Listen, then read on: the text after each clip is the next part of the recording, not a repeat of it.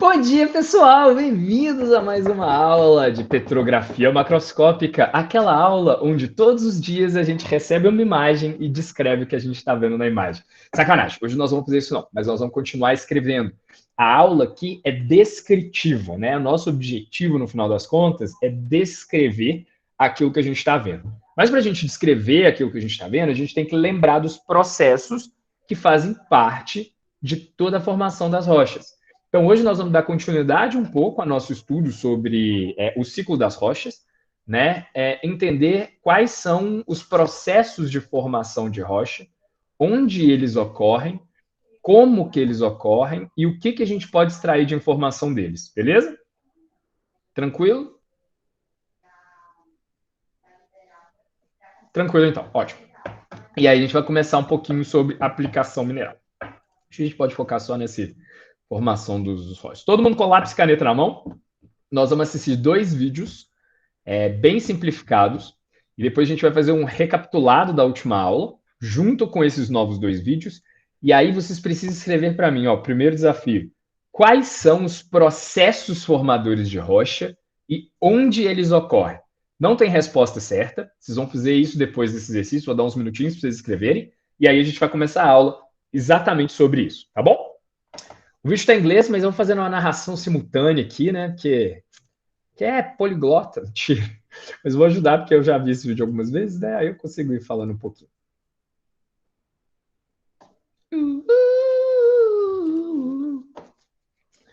Essa música na cabeça. Final de semana o pessoal só tocou aqui do lado. Então bora lá. Todo mundo pronto? Posso começar? Nós vamos falar um pouco sobre tectônica de placas, né? A gente está falando de processos formadores de rochas. Eu não sei se todo mundo que já fez geogeral, acho que todo mundo já fez. A gente vai recapitular um pouquinho. Da mesma forma que a gente fez na aula passada, ainda estamos na parte de recapitulação, porque aí na semana que vem a gente parte na parte descritiva, a gente passa para a parte totalmente descritiva, tá bom? Bora lá. É a semana que vem? Semana que vem é a outra ainda. Então, beleza. Bora lá. Silêncio no estúdio. Vou desligar minha câmera aqui e vou fazer só a narração, voz de fundo.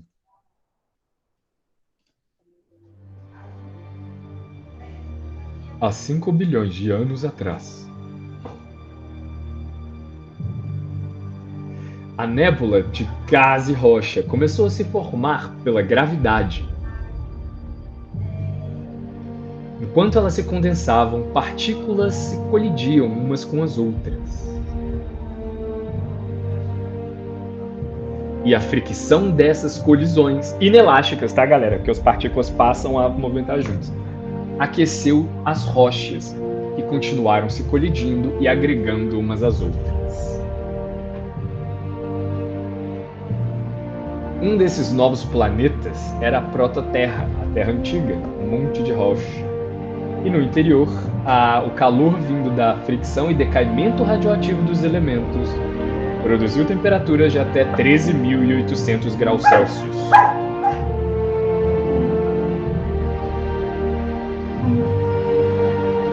Vagarosamente, a Terra quente foi envolvida por uma crosta que se resfriou lentamente,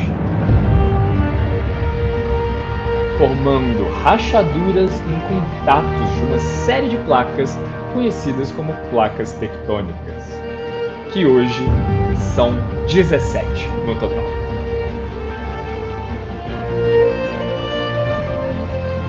O calor da formação da Terra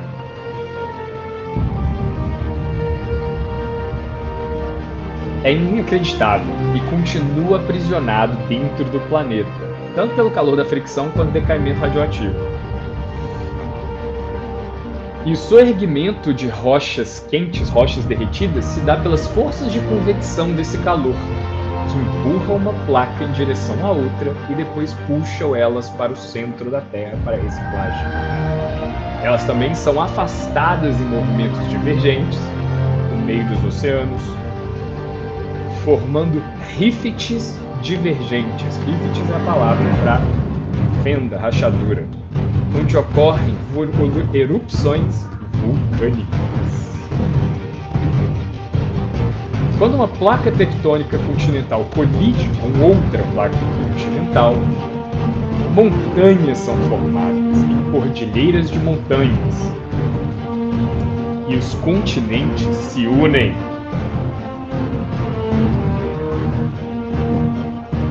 resultado são terríveis terremotos, e essas imagens são daqueles filmes apocalípticos, tá, galera? Quando placas oceânicas convergem sobre placas continentais, vulcões se explodem pelo excesso de voláteis do magma produzido em sua superfície, podendo provocar tsunamis. Esse é aquele 2012.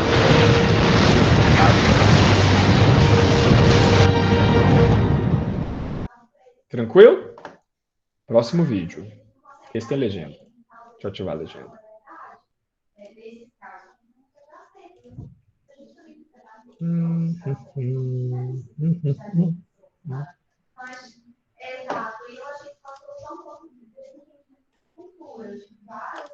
Guia tectônica. Bora.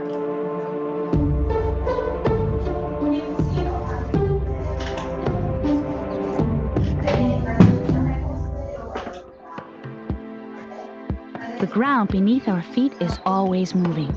We don't feel this often, but we can see the results of the movement almost everywhere. The Earth's crust is what moves. Our planet's outer shell.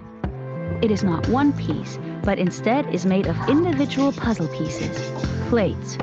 They were all part of a continent that broke up over 200 million years ago. Since then, it hasn't stopped moving. This is called tectonics. Plates move slowly, as fast as growing fingernails. Continental plates form the land the continents are on. Plates that are covered with water are called oceanic plates. They're thinner and the rock is heavier. When continental plates collide, the folds can pile up and create huge mountain ranges up to 8 kilometers high. An oceanic plate pushes itself under a continental one. It disappears into the Earth's hot mantle, creating an ocean trench up to 8 kilometers deep. On its way down into the mantle, the oceanic plate melts. But the liquid magma can return to the surface at another place. A volcano is born. When two oceanic plates move apart, the seam is called an ocean ridge. Magma from inside the Earth escapes here. This drives the plates further apart and makes them grow. Plates that glide past each other can get tangled up and stick. When they separate, the Earth shakes. Earthquakes show our planet is anything but a calm place.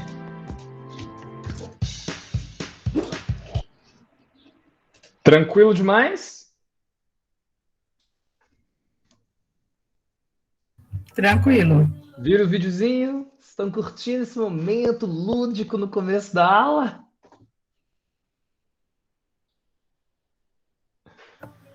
Ótimo, um alívio. Vamos começar a parte pesada. Tá bom. Aqui, ó. Primeira parte da aula de hoje, meninas. Eu preciso que vocês respondam essas 4 perguntas. De onde vem o calor no interior do nosso planeta?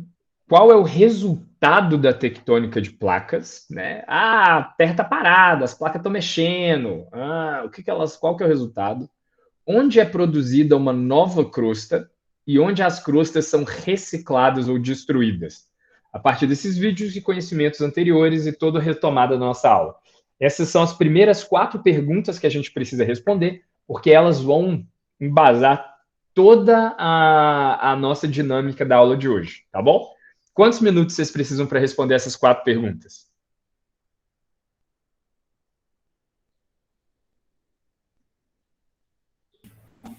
Ai, não sei. Ô, Léo, é pra gente escrever direitinho e te mandar ou só debater? Pode escrever direitinho, cada um vai ler sua resposta. Beleza. Fechou? Não precisa mandar, não. Quantos minutinhos? Aliás, pode mandar depois. Eu acho que vou colocar esse exercício lá, né? Fica legal. Senão a galera que tá vendo depois não faz sentido para eles.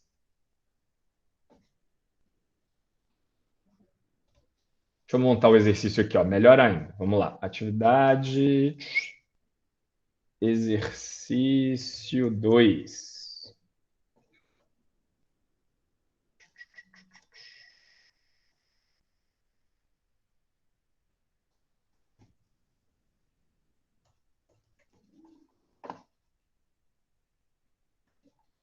Data de entrega, pode ser até sexta da semana que vem.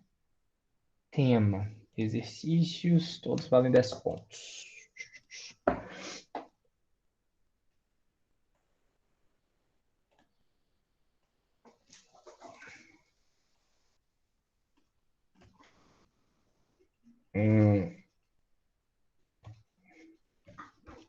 Esqueci o título que era para ser. Tectônica de placas. Tectônica de placas. Pronto. Copiar link.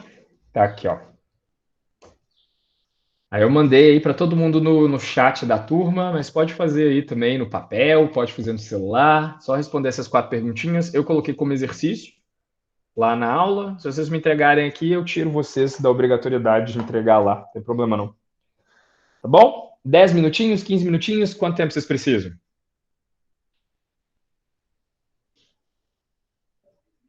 Ninguém? Uns 15, Léo.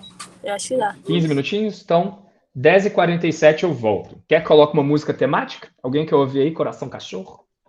Tô brincando. 15 minutinhos, galera. Deus Pessoal que me tá vendo, livre. pessoal que tá vendo a aula aí à noite, pula para daqui a 15 minutinhos. Eu vou fechar o microfone aqui e a gente já volta. Veja uma música temática aí.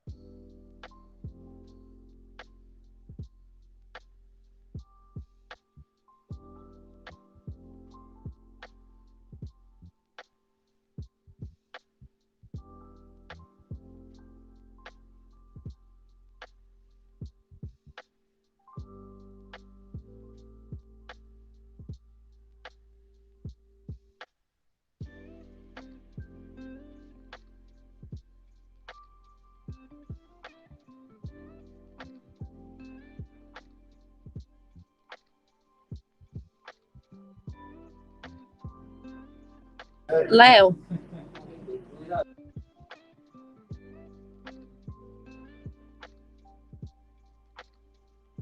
Eu? essa resposta precisa ser bem elaborada ou pode ser sucinta mesmo? É bom que sejam os dois, né? Sucinta e bem elaborada. Beleza.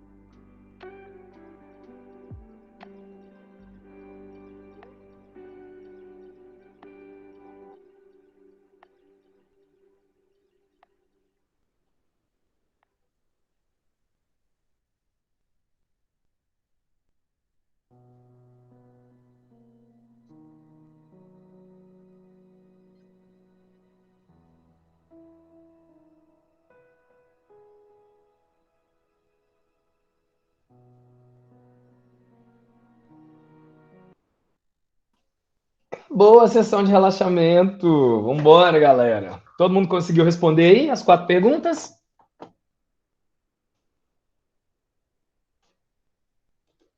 Sim, estou quase terminando. Eu espero um pouquinho, problema não. Léo, eu não terminei não, porque eu fiz no comentário, eu tava comentando aqui, aí quando eu voltei para ver a última pergunta, apagou tudo, aí eu vou ter que digitar o segundo e o terceiro. Peraí. Tá. Faz o seguinte, abre um bloco de notas se tiver no computador ou no celular, porque aí você consegue mandar o manda no WhatsApp, que aí fica salvo. Esse tem do comentário, quando atualiza, sempre dá problema. Isso, eu tô no celular, aí por isso. Vou olhar aqui agora. Ou então até no Google Classroom, se você responder lá direto, eu deixei salvo lá no Classroom. Então vocês me chamam aqui, vou esperar mais uns minutinhos. Que aí a gente começa a desenvolver o conhecimento juntos. Hoje a gente vai olhar um pouco dos slides das aulas passadas e dessa aula, e a gente vai produzir um conhecimento junto, bem baseado no que a gente já fez na aula passada, para a gente entender os processos, para a gente entender o que a gente vai descrever, tá bom? Manda ver lá. Então, quanto tempo vocês precisam ainda?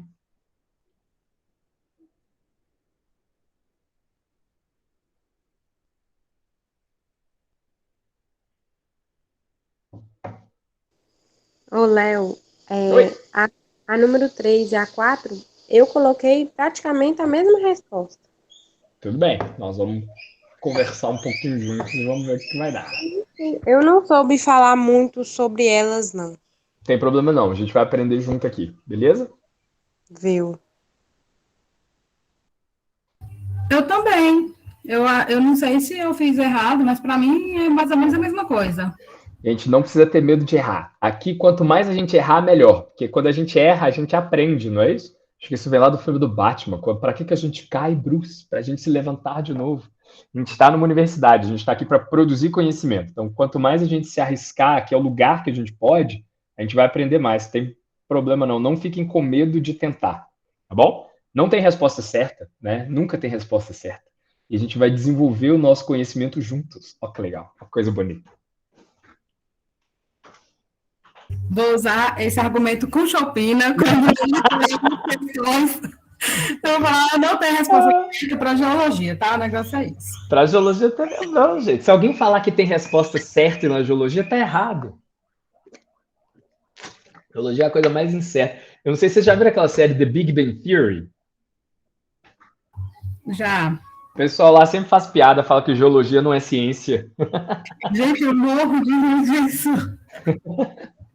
O pessoal da física aí na universidade ama, né? Adoro, nossa, os professores pelo menos sempre ficam me zoando. Ah, porque geologia não é ciência. Eu falo, não, tá bom, não é mesmo não. Nada certo na geologia. Ai, O que gente, eu acho importa muito é... engraçado. Tem aquele professor lá que, segundo eles, tem um monte de pedras, né? Que eles chamam de rocks, fica zoando. É o Sheldon. Não, um professor lá na universidade de geologia. Que Tem é? um professor lá na universidade onde eles trabalham, que é geólogo. Ah, tá, não lembrei quem que é.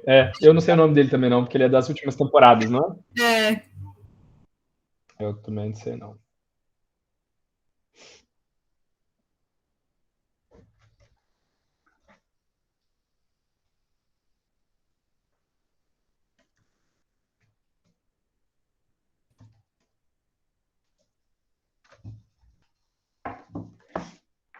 Bora lá? Precisa de mais tempo.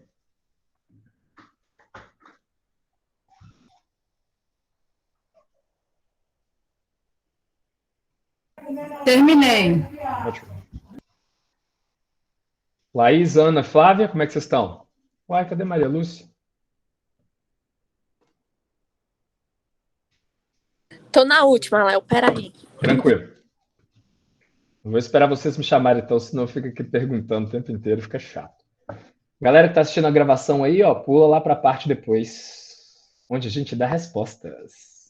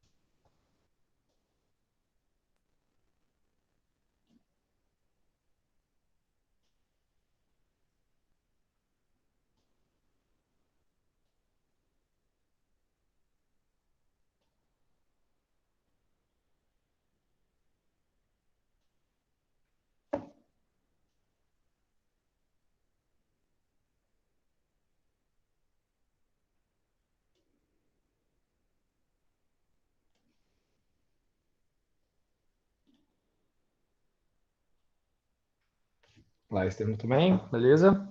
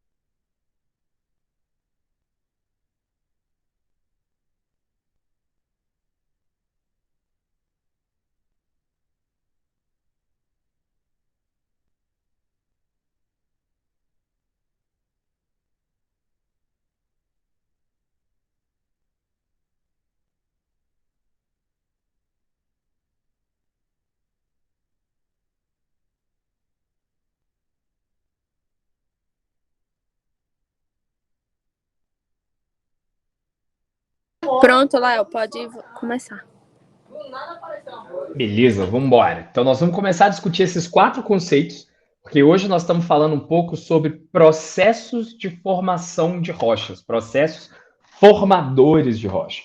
Na aula passada, a gente falou do ciclo das rochas, né, que é o conceito básico aí da GeoGeral. A gente está resgatando esses conceitos introdutórios para facilitar na hora da gente descrever a petrografia das rochas. Então, a gente tem que entender um pouco desses processos e essas 4 perguntas talvez sejam as perguntas cruciais iniciais que a gente tem para falar, tá bom? Porque elas que vão movimentar toda essa tectônica de placas produzindo aí tudo que a gente tem hoje de material rochoso, tranquilo? Então, bora lá. Quem vai começar? Vamos ver aqui na nossa ordem. Pode ser alfabética? Então, vamos de ordem alfabética. Flavinha, você primeiro. De onde vem o calor no interior do planeta? Aí cada uma vai ler sua resposta e a gente vai conversar um pouco sobre isso. Pode ser? Pessoal que está vendo a gente aí depois, posta a resposta lá no Classroom e eu deixo para vocês se mandarem até sexta que vem.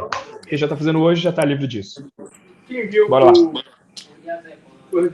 Ô, Léo, eu coloquei, minha resposta foi: devido ao decaimento dos elementos radioativos e a temperatura e pressão. Beleza. Laís? No interior da rocha, né? No caso. Da Terra. Da Terra. Laís? Eu coloquei o calor vem das vibrações das moléculas que ocorrem no meio rochoso dentro do planeta. Tranquilo, Vanessa?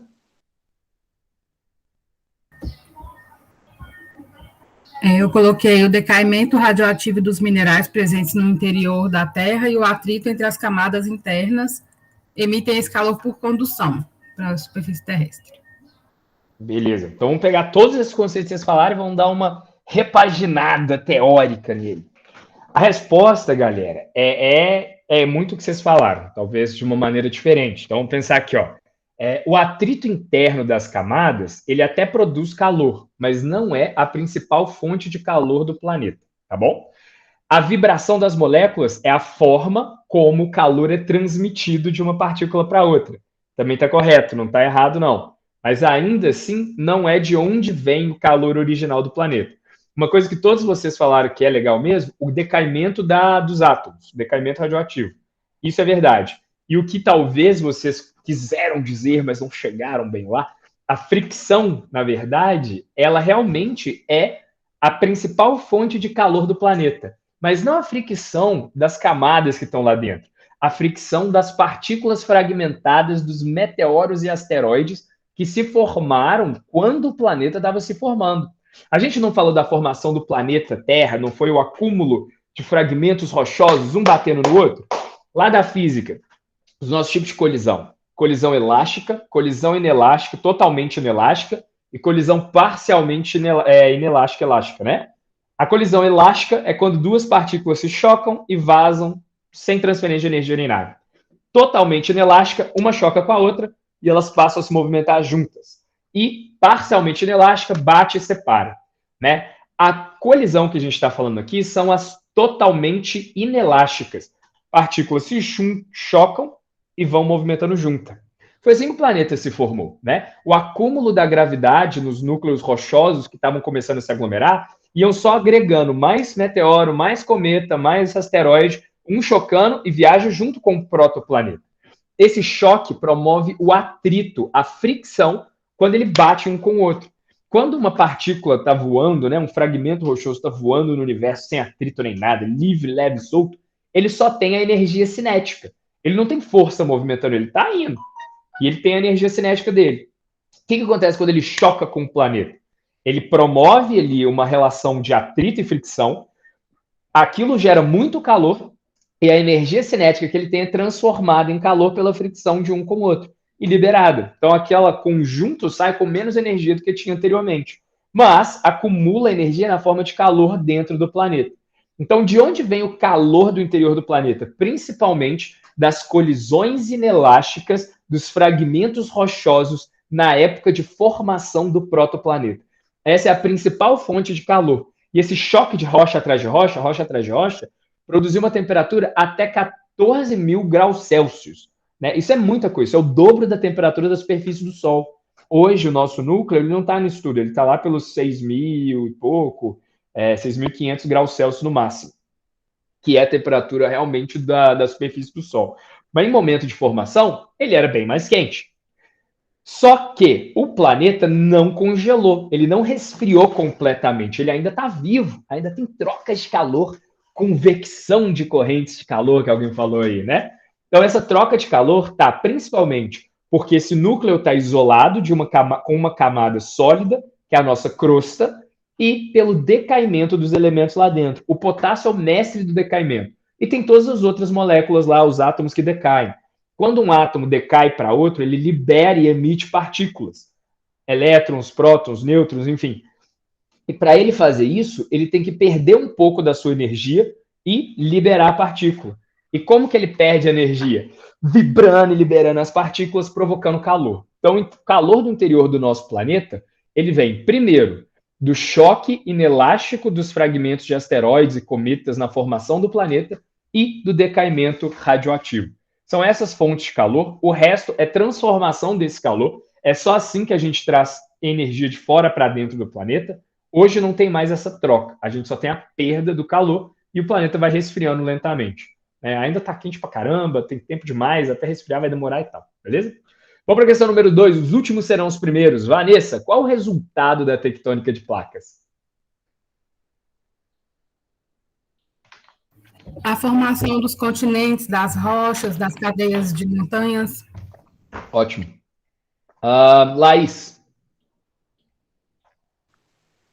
Com o movimento das placas tectônicas são formadas montanhas, erupções vulcânicas e terremotos.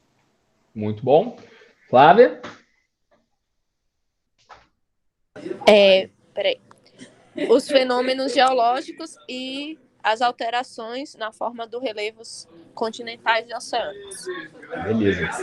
Então, o resultado da tectônica de placas é essa dinâmica viva do nosso planeta, né? É o movimento de placas rígidas de rocha sobre rocha sólida também, mais plástica, que é a astenosfera, e elas vão transformando as paisagens, seja por formação de montanhas, formação de cordilheiras oceânicas, formação de arco de ilha, formação de rift continental, formação de alguma coisa. Então, a tectônica de placas mantém o planeta vivo, permitindo a construção e destruição da crosta. Beleza? Todas as respostas que vocês falaram tá certíssimo, é isso mesmo. E o principal é isso, é a dinâmica de construção e destruição. E colocando em outras palavras, da reciclagem eterna da crosta do nosso planeta. A tectônica de placas é o que mantém o planeta vivo. É as correntes convectivas de calor permitindo que a astenosfera seja mais dúctil, mais maleável, mais plástica, e que a litosfera, por cima dela, mais rígida e sólida, se movimente, mesmo as duas sendo camadas 100% sólidas. E aí, o acúmulo da densidade de cada uma dessas placas vai fazer com que elas sejam atraídas mais fortemente. Atraídas mais fortemente, não. Vai ser atraída pela força da gravidade e, por ser mais densas, elas vão mergulhando em direção ao centro do planeta, onde elas vão ser recicladas. Isso é lindo, mantém o planeta vivo. Então, beleza. Tectônica de placas mantém a dinâmica da produção e destruição de crosta. Número 3. Onde é produzida uma nova crosta no nosso planeta? Em qual região do planeta que a gente produz nova crosta? Vamos do meio agora, Laís. Eu coloquei só no interior da Terra. Interior da Terra. Tá. Flávia? Vou colocar aqui, ó. Eu botei na crosta oceânica, onde ocorre a divergência de placas. Crosta oceânica, divergência de placas. Vanessa? Eu coloquei Peraí, cadê? Ah, tá. No manto terrestre com a ascensão do magma. No manto terrestre com a ascensão do magma. Então, beleza, vamos entender um pouco. A produção de crosta, ela ocorre, sim, na crosta e no manto. Né? É o lugar mesmo ali daquelas camadas internas que a gente tem. Principalmente superior. A gente não vê produção de crosta no manto médio, transicional, nem no inferior, nem no núcleo. Isso já está ótimo. E as palavras da Flávia ficaram muito boas, né? Na divergência de placas. Então tá, o resultado da tectônica de placas é a produção e destruição de crosta, porque elas se movimentam para fora uma das outras, ou em convergência uma das outras, ou só raspadinha rapidinho, né? Esfregado. O lugar de produção de novas crostas é o lugar de divergência de placas tectônicas. Sempre. Para produzir uma crosta nova, eu tenho que abrir um buraco. Por quê? É como se fosse um Lego, ó.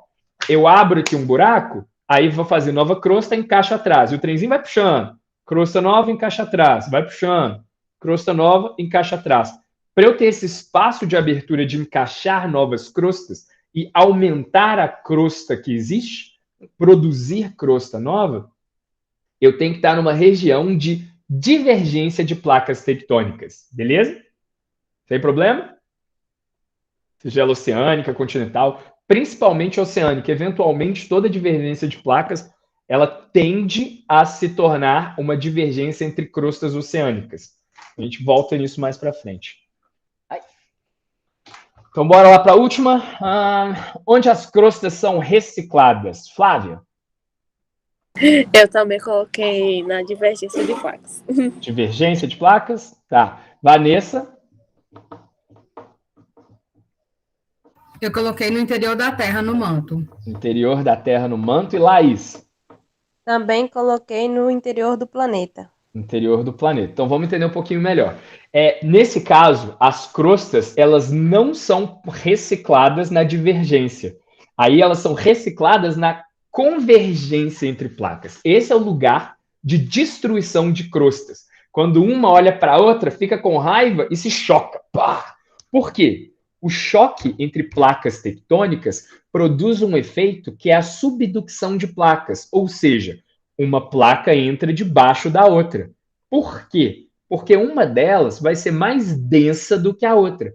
E a densidade faz com que ela vá mais para baixo, falando isso, vai mais para baixo e a outra fica mais para cima, né? E essa variação, continuando com o movimento de tectônica de placa, faz com que essa placa que entrou para baixo continue descendo. Né? O lugar verdadeiro de reciclagem é no manto, tá? É no interior do planeta, é aqui embaixo. Mas o lugar que a gente vê aqui, né, de destruição e reciclagem de crosta, é a convergência entre placas. Aqui a gente produz montanhas, a gente produz cordilheiras continentais ou arco vulcânico, são os dois nomes, para aquelas cordilheiras tipo andina. A gente vê arcos de ilha, que são os arcos de ilha vulcânico, quando tem choque de continente com oceano com oceano, e as cordilheiras de montanhas, como é o caso dos Himalaias, né? Cordilheira de montanha, continente chocando com continente. Então, vamos dar uma brincada aqui nesses ambientes de formação de crosta. Eu só tenho que saber onde é que está o meu Jamboard. Ah, tá aqui. Figurinha maneira simplificada aqui pra gente, Vamos lá. A gente tem aqui, né, aqui embaixo, a astenosfera, essa parte laranja escura aqui, A gente tem aqui em cima a litosfera, e aqui embaixo a gente tem a parte do manto, e aqui embaixo, no branquinho, a gente tem o núcleo externo. Esse desenho não está em escala, tá? Ele é só ilustrativo, fora de escala, para a gente entender um pouco dos processos. Os 3 movimentos de placas tectônicas que a gente tem, que é relevante para a gente, estão aqui, transformante, que é aquele movimento que um passa raspando no outro. Pode ser chamado também de conservativo, porque ele nem destrói, nem constrói crosta continental ou oceânica. Movimento divergente, uma placa está afastando em relação à outra, tá? Deixando um buraco aqui. E a gente tem o movimento convergente, que uma placa entra debaixo da outra, formando o que a gente chama aqui de subducção.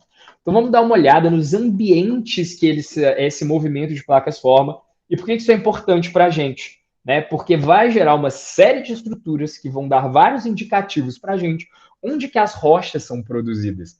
Afinal de contas, é isso que a gente precisa descobrir aqui na petrografia macroscópica.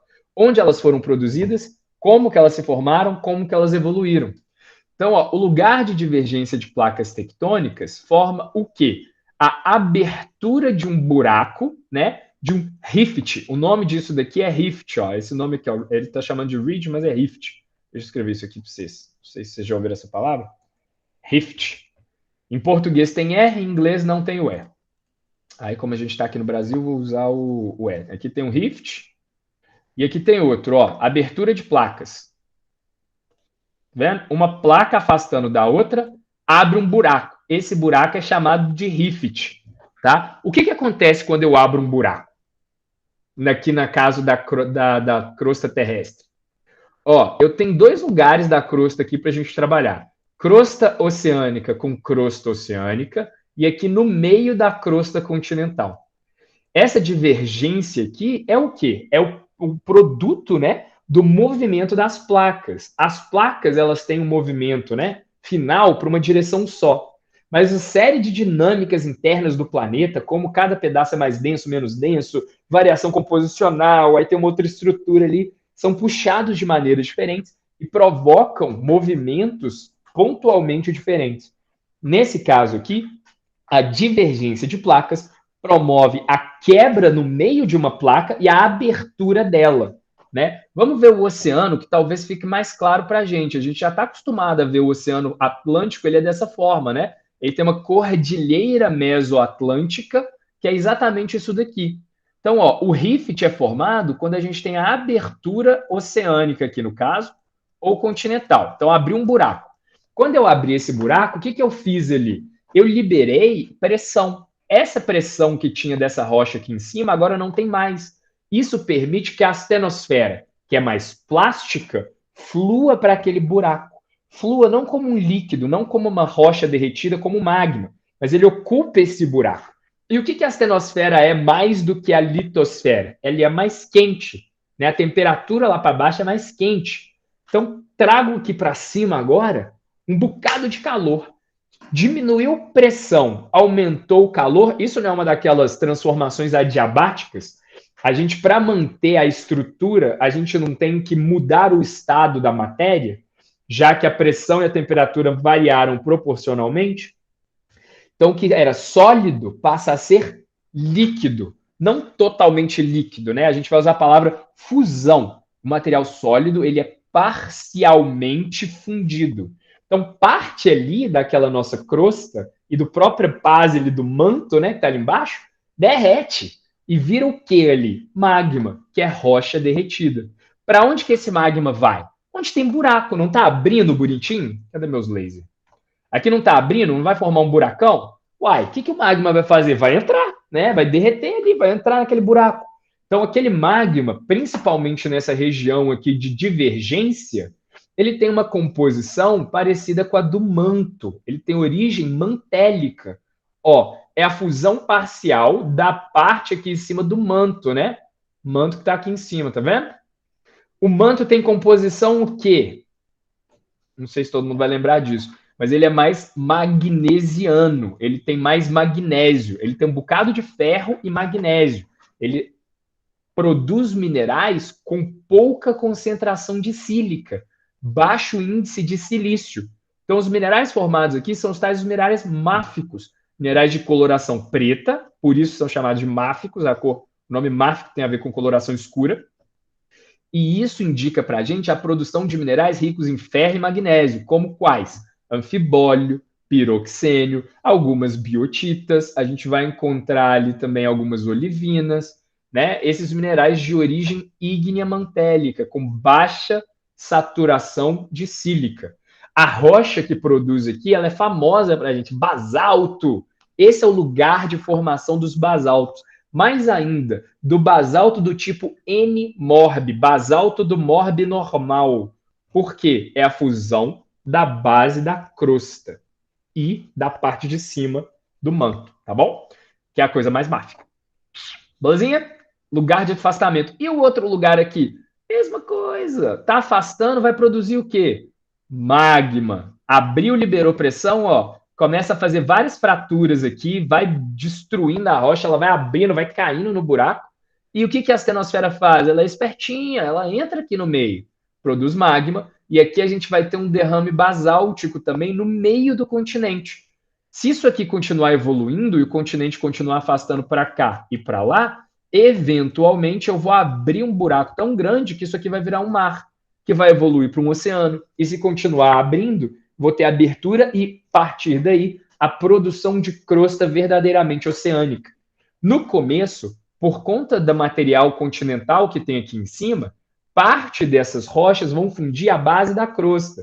E a crosta é formada de minerais mais ricos em silício e alumínio.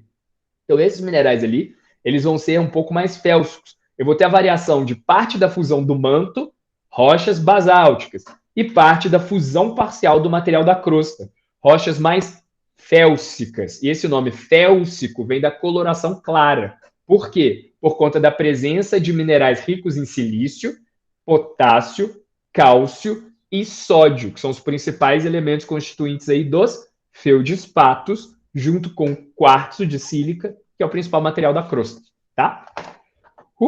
Então, intercalou ali, ó, félsico máfico, félsico máfico, félsico máfico. E se for abrindo um dia, vai virar um oceano. Esses dois lugares de divergência, esses rifts, são lugar de produção de crosta, tá? Que tipo de crosta? Crosta continental, ó, crosta oceânica aqui. Aqui é uma mistura, mas um dia vai evoluir para uma crosta continental, ó, crosta oceânica, tá bom? Lugares de destruição, convergência, aqui, ó. Subducção tá aqui, subducção tá aqui. Quando eu tenho oceano com oceano, eu formo arcos de ilha, ilhas vulcânicas. Por quê?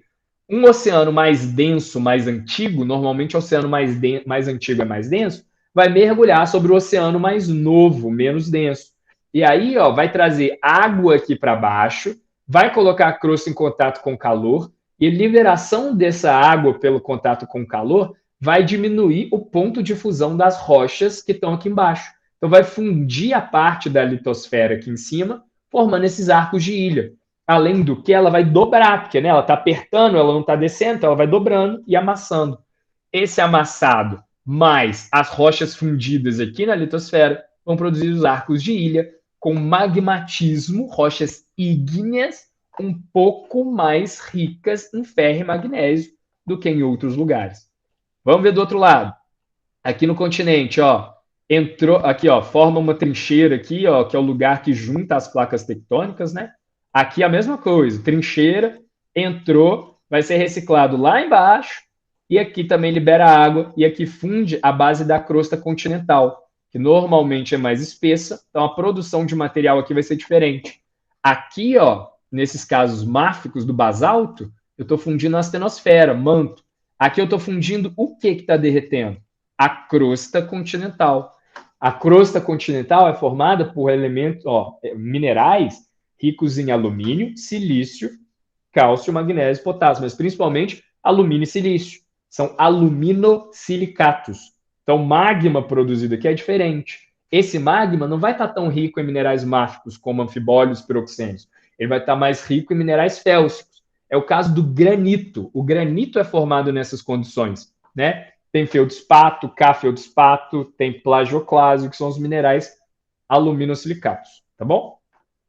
Hotspot é os diferentão, é aqueles buracos que saem. O que eu espero encontrar em rochas vindas nesses ambientes? Olha, quando eu for descrever, eu vou ver estrutura.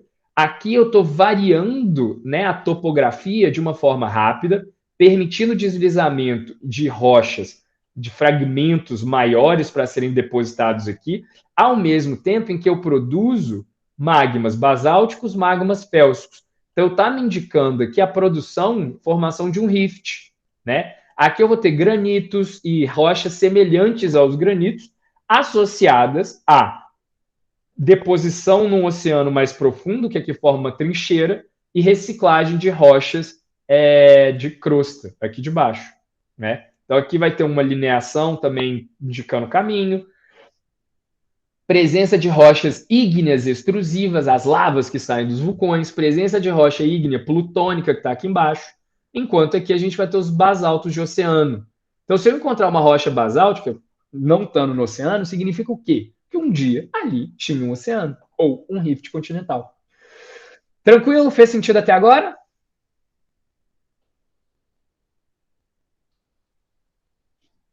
Meninas? Sim, está fazendo sentido. Está fazendo sentido. Ótimo. Por que a gente está vendo isso? O principal formador e destruidor de rochas aí, ó, que a gente está vendo aqui, são rochas de qual tipo? Magmáticas, ou ígneas, né? Desculpa, ígneas, sedimentares ou metamórficas. Até agora a gente viu qual tipo de rocha? Metamórficas e ígneas. Metamórficas e ígneas. Nossa senhora, direto, na lapada. Metamórficas e ígneas. As rochas ígneas são as principais formadoras de crosta, né? E quando elas são destruídas, a principal produção são rochas ígneas mesmo, ó. Tá, formou os vulcões aqui.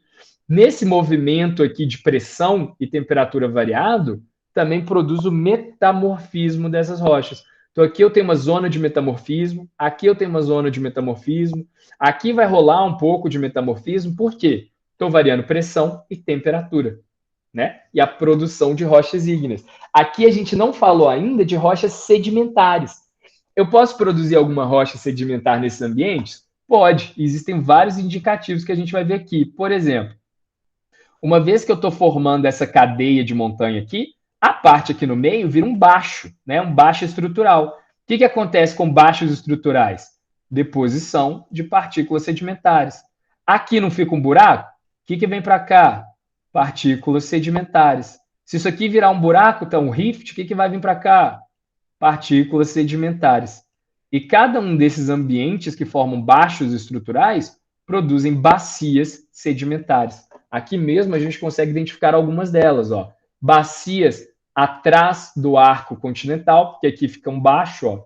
Bacia do tipo rift, que aqui tem um rift formado. Bacia de fossa, esqueci o nome disso.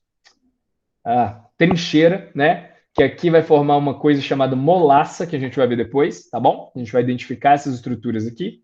E aqui, ó, no meio do oceano, formando uma bacia mais tranquila. Então, a gente consegue associar todas essas formações nesses ambientes, tá bom? Então, vamos lá. Quais são os principais processos formados... Cadê meu... Peraí. Ah, aqui. Quais são os principais processos formadores de rochas ígneas?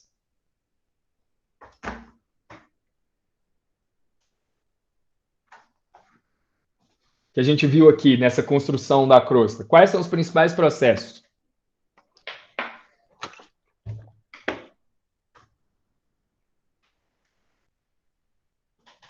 Quem vai falar pra gente? Essa aí a gente viu na aula passada, ó.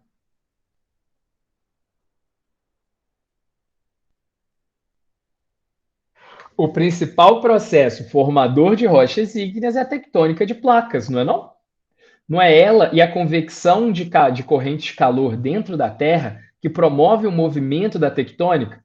Se eu tivesse tectônicas de placas, eu teria como abrir buracos para o calor sair, para as rochas se fundirem parcialmente? Eu teria como transportar água para dentro da crosta e do manto e diminuir o ponto de fusão daquelas rochas? Não. Então, o principal processo formador de rochas ígneas é a própria tectônica de placas, que promove, ao longo da sua evolução, né, locais de descompressão e locais de aumento de pressão e temperatura. E assim, a gente leva as rochas até o estresse máximo da pressão e temperatura para elas se fundirem. Beleza? Tranquilo?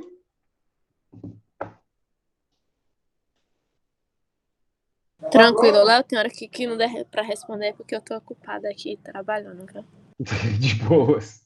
E para as rochas metamórficas? A gente também viu esse mesmo cenário, né? A variação de pressão e temperatura, locais onde a gente está abrindo demais ou apertando demais, ou aumentando a sobreposição de camadas. Quando a gente aperta demais, a gente começa a dobrar tudo, formando essas dobras, né? E quanto maior a pressão, principalmente em regiões de formação de montanhas, a gente vai aumentando as condições do metamorfismo, que são quais? Pressão versus temperatura, né? E essas regiões de pressão e temperatura vão provocando metamorfismos regionais, baseados em temperatura, e pressão, baseados em pontos específicos, né? Então, o maior, principal agente aí desse metamorfismo é a própria temperatura e pressão ao orientar as rochas de acordo com o movimento da tectônica de placas, né? Então, se eu estou vendo uma dobra nesse sentido aqui, igual vocês estão vendo aqui no meio, ó, desse gneiss, o que significa isso? Que duas placas tectônicas se apertaram, ou pelo menos no meio da placa, houve um movimento convergente que apertou aquela dobra, né? Que apertou aquelas camadas até que elas se dobrassem, né? Por que a gente está vendo o alinhamento dos quartzitos ali? Porque a areia ficou numa temperatura aquecida o suficiente e uma pressão que permitiu que ela se organizasse em níveis de granulometria diferente. E assim sedimentasse ali, ó, metamorfizasse para uma rocha metamórfica. Tá bom? Então, esses são os principais processos que formam rochas ígneas e metamórficas. Vamos pensar agora um pouco sobre rochas sedimentares. Quais são os processos que formam rochas sedimentares? Quais são os processos formadores de rocha? As rochas sedimentares, elas são um pouco diferentes. Mas se vocês pensarem, elas também são um produto da tectônica de placas, né? Por quê? O que precisa para a formação de uma rocha sedimentar? Desagregação em partículas menores que são transportadas ou não e depositadas. Não é isso que é uma rocha sedimentar? É a sedimentação de partículas.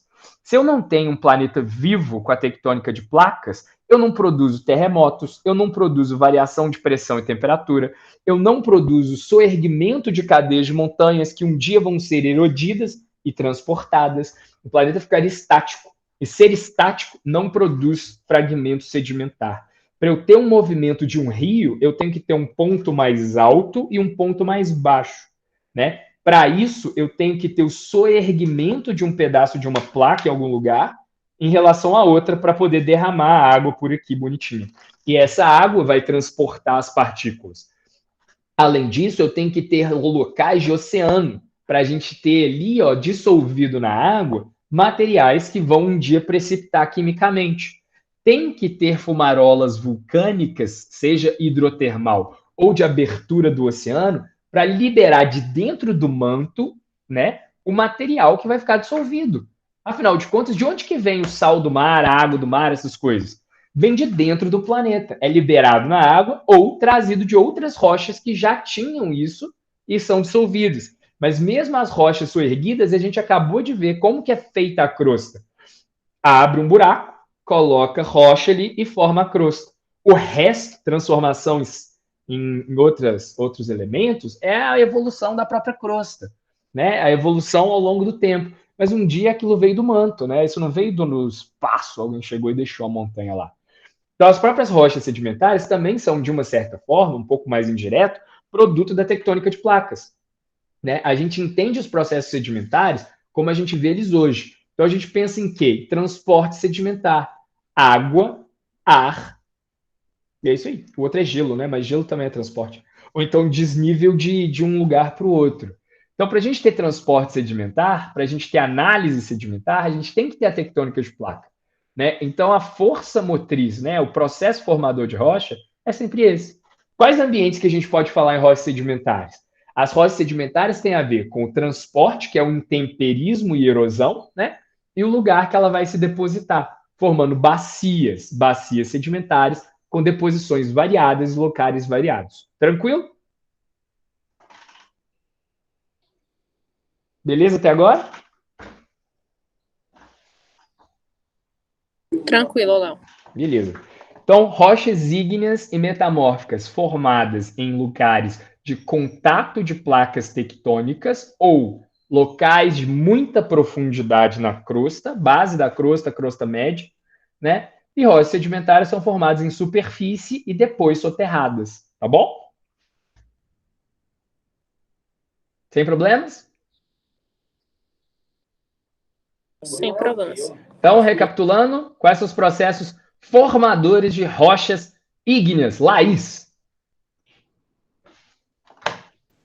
Repete a pergunta aí, por favor. Quais são os processos formadores de rochas ígneas? As placas tectônicas? A tectônica de placas, né? Mas por quê? Porque com o movimento delas, aí joga o magma para fora do planeta e forma as rochas. Para fora do planeta? Não, calma. Então vamos lá, ó. Placa tectônica. Quando a gente abre, a gente permite que ela se funda parcialmente, não é isso? Sim. E que aí ela entre no buraco formando nova crosta. E o outro lugar de formação de rochas ígneas é aonde? Também é pelo magma. Mas aonde? Na superfície? Na superfície, mas pela subducção. Na verdade, não é na superfície, né? É na parte de dentro do planeta ali. A gente vê ali, ó, a subducção derretendo, fundindo parte da crosta do manto e levando lá para cima nas cordilheiras continentais ou arcos vulcânicos. Da mesma forma que a gente vê isso no meio do oceano, quando tem crosta oceânica com crosta oceânica, formando os arcos de ilha, beleza? Uhum. Então ali a gente tem produção de rocha ígnea. Vanessa, e as metamórficas?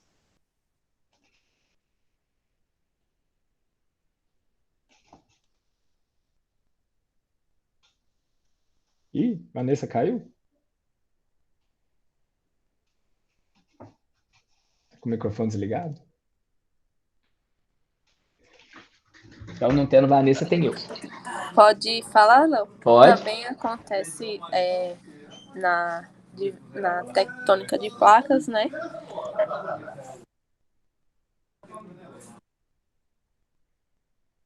Ah, tá. Não, então vamos lá. Metamórficas normalmente acontecem também pela tectônica de placas, que é o aumento de temperatura ou pressão, dependendo de como que essas placas se comportam. Então, se elas estão aumentando a pressão, colisão. Aumenta a pressão, tem muita pressão lá em cima, e por apertar também, né? Isso produz uma diferença de pressão e temperatura na base dessa cordilheira que vai alterar essas rochas aqui embaixo.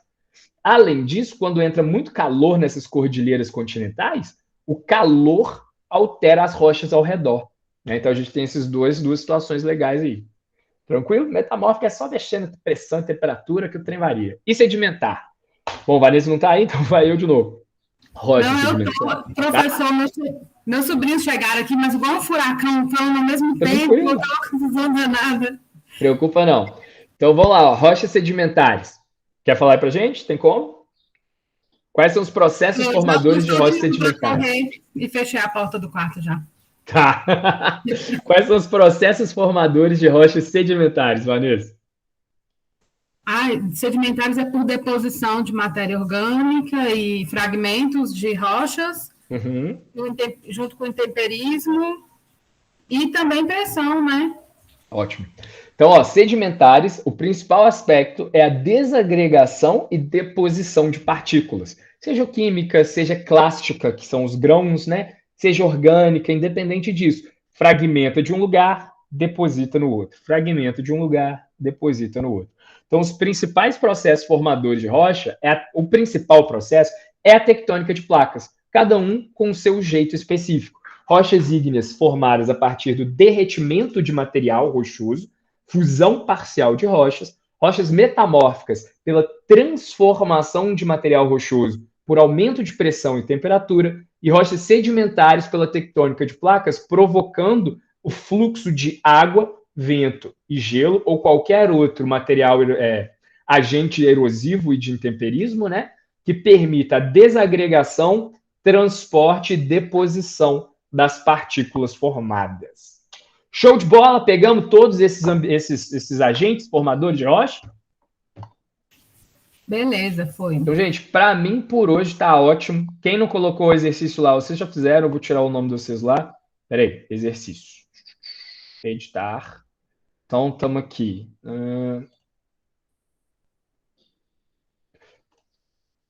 Vocês fizeram aí, né? Joga lá no Classroom, porque eu deixei para todo mundo no Classroom, eu tirar o nome de vocês, mas já que vocês fizeram, copia e Ô, cola. Léo, Tá eu ótimo. coloquei como comentário o meu, viu? Pode ser, tá bom. Só clica lá que você já entregou, então. Beleza. Falou? Gente, para mim tá ótimo. Respirem essa emoção da formação das rochas. Aula que vem a gente vai falar sobre aplicação de rochas, rochas ornamentais, construção civil, minerais gemas, etc. E aí, na quarta-feira da semana que vem, a gente começa a descrever primeiro as rochas, não lembro se é sedimentar ou ígnea que a gente começa, mas a gente vai começar com uma delas, tá bom? E aí, a gente cai de cara na petrografia, que é essa coisa maravilhosa. Falou para vocês, meninas. Por hoje é só. Um abraço. Até a aula que vem. Obrigada, professor. Tchau, tchau. Valeu.